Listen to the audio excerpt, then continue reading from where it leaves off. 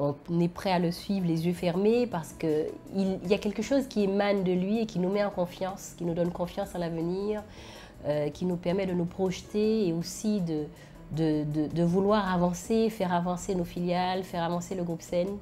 Parce qu'on sait qu'en face de nous, il y a un homme qui nous soutient dans nos projets, qui nous soutient dans nos actions, qui nous accompagne dans les idées que nous pouvons y mettre et qui est très proche aussi de ses salariés. Il est très proche des directeurs, il est à notre écoute. Il nous met à l'aise en nous permettant de développer notre activité, mais vraiment comme on le souhaite, tout en respectant bien sûr le cadre qui est posé. À travers M.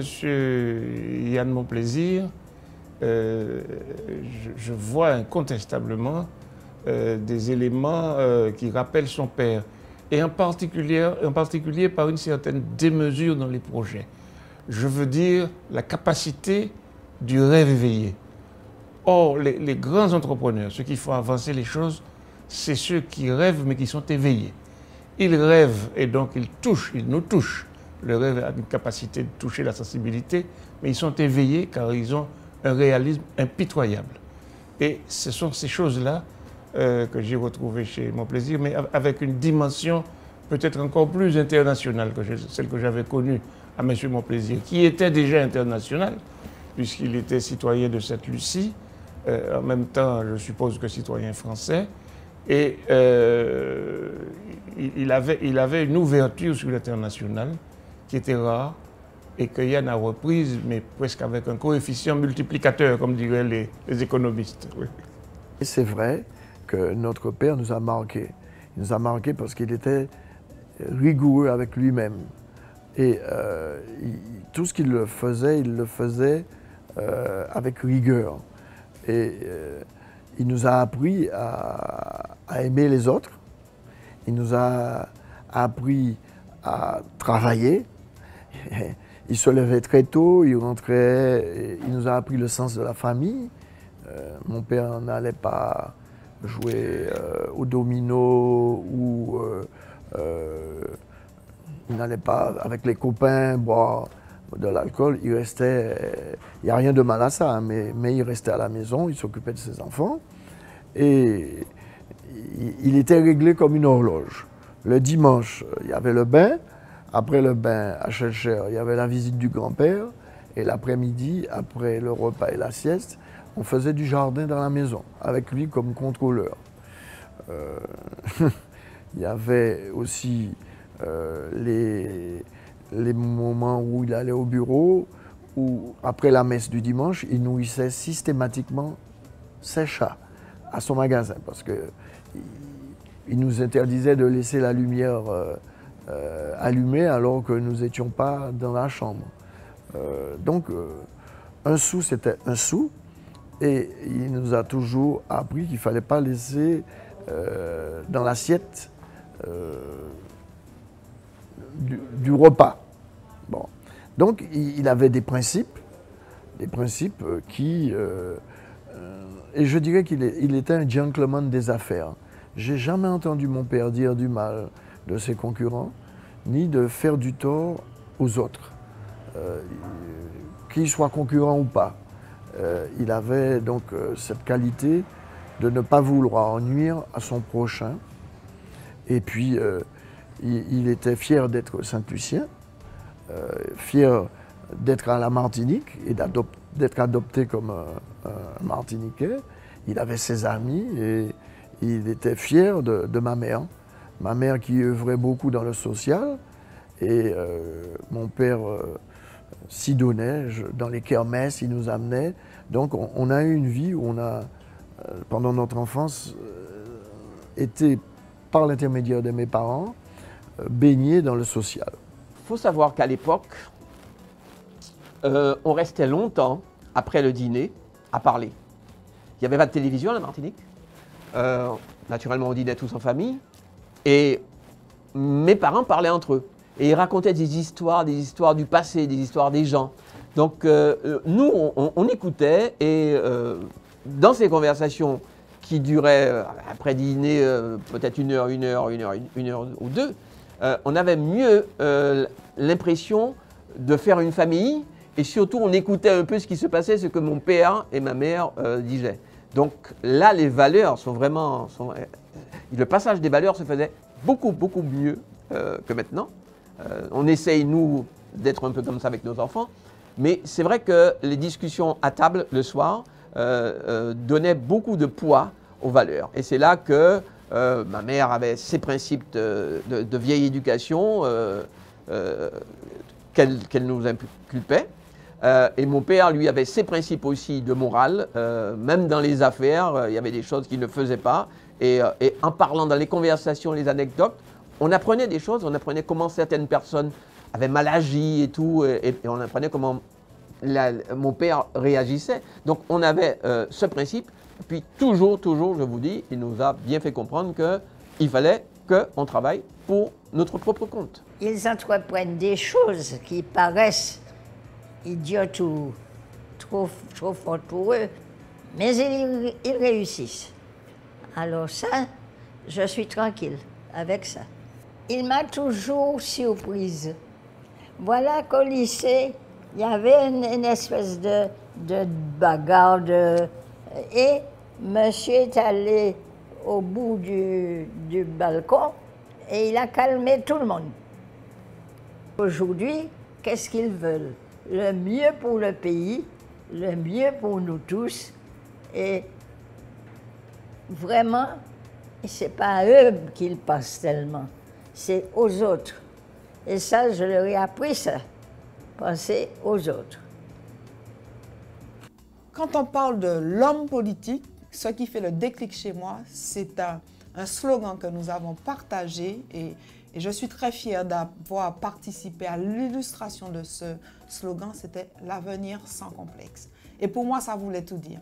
Nous sommes des Martiniquais dans un cadre français. À l'époque, nous n'étions pas encore européens et je pense que M. Monplaisir avait déjà compris ça. Il avait déjà compris qu'on pouvait être libre dans une Martinique française et qu'on pouvait se regarder en face et surtout regarder les autres en face sans complexe. Tu ne peux pas venir d'ailleurs et penser que tu es supérieur à moi, d'autant que moi, étant du cru, j'ai tout à t'apprendre. Surtout à t'apprendre de chez moi, de mon pays. Je t'accueille les bras ouverts, mais d'égal à égal. C'est ce que je peux retenir. Et en plus, c'est quelqu'un qui a toujours eu beaucoup d'ambition pour le pays, mais qui a souvent été un incompris parce que nous sommes coincés dans des carcans historiques qui font qu'on est forcément en opposition, en contradiction, voire en conflit avec l'entrepreneur, avec le patron.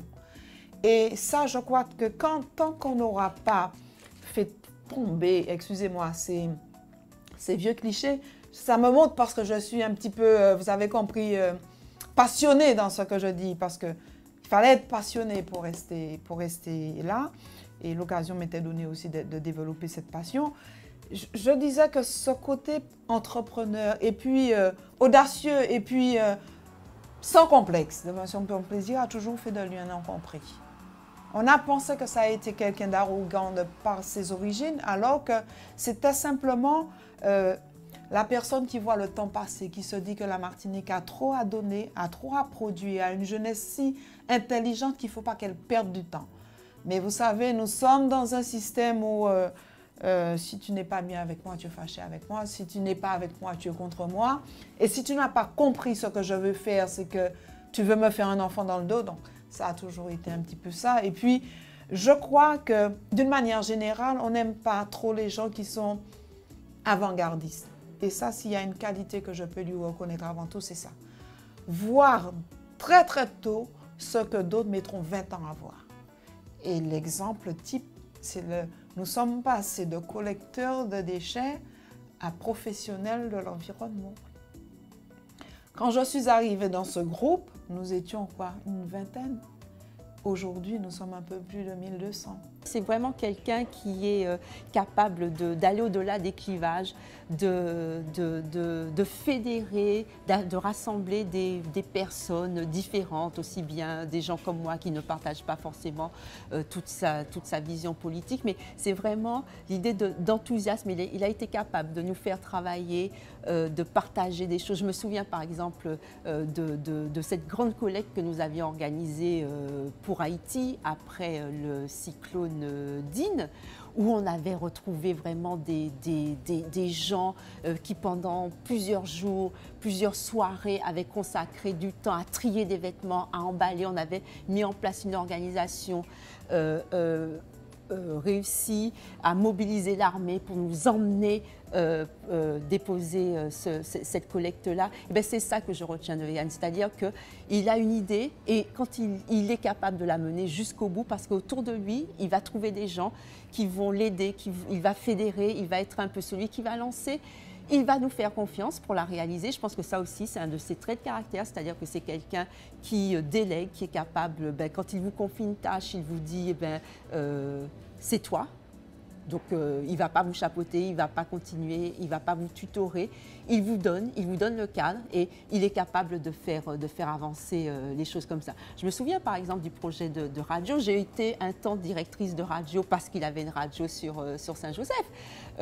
Et c'est vrai qu'il m'a dit, c'est toi. Et effectivement, à partir du moment où c'était moi, j'avais la pleine liberté de faire ce que je voulais. Il vous fait confiance et ça aussi, c'est un de ses traits de caractère. Une fois qu'il vous a adopté, vous êtes, il faut, je crois, sauf s'il y a trahison, il vous a adopté, il vous fait confiance et ça c'est important. C'est-à-dire que quand on travaille aussi bien en amitié, du point de vue professionnel, du point de vue politique, quand vous êtes dans son monde, quand vous êtes dans sa famille, on va dire, famille un peu large. Moi, je le vois souvent comme une espèce de pater familias avec plein de petites branches. C'est ça, il a envie qu'il y ait du monde autour de lui pour partager et il arrive à le faire. Et je trouve regrettable que du point de vue de la région, jusqu'à présent, cet enthousiasme et ce côté fédérateur qu'il a au-delà des clivages politiques, au-delà de toutes sortes de choses, on n'est pas réussi à faire passer ça. Donc je lui souhaite, pour que cette fois-ci, j'espère que ça sera la bonne. Est-ce que la Martinique est prête à accepter, à accueillir quelqu'un comme lui? C'est une vraie question. Qui se décompose en plusieurs questions. Est-elle prête d'abord à, j'allais presque dire, ethniquement, à accueillir quelqu'un comme lui, sans, avant même de le juger sur pièce, décider que puisqu'il a une ethnie apparente, je dis bien apparente, ou une certaine couleur, il a telle ou telle qualité.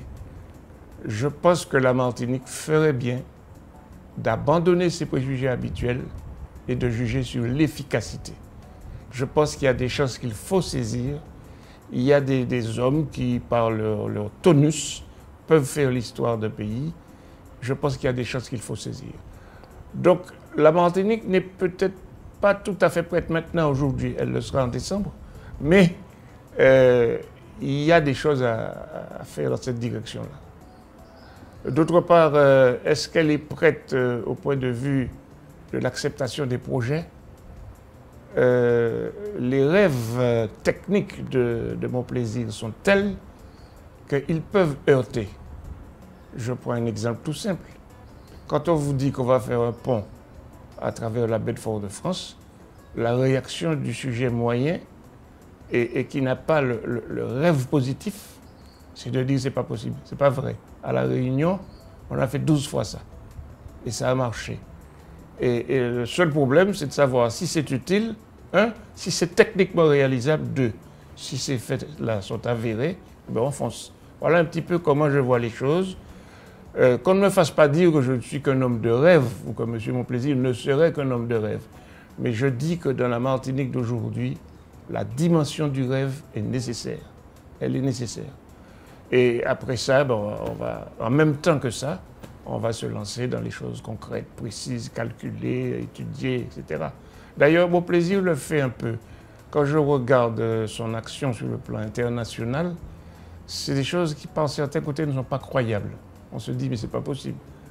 Quand vous réfléchissez bien, je ne suis pas un adorateur forcené de l'entrepreneur, mais je dis qu'il faut respecter certaines capacités, certaines possibilités. Quand vous regardez bien et que vous vous dites qu'un Martiniquais, un jeune Martiniquais, est à la tête d'une entreprise qui a 900 salariés, au moins, vous vous dites que c'est quelqu'un qui a su oser quelque chose. Et mener une entreprise, ça n'est pas une partie de plaisir, Et les salariés sont un monde qu'il faut respecter. Je dirais même qu'il faut d'abord respecter. Si ça continue à marcher, c'est que ça n'est pas tout à fait l'homme que certains préjugés pourraient conduire à imaginer.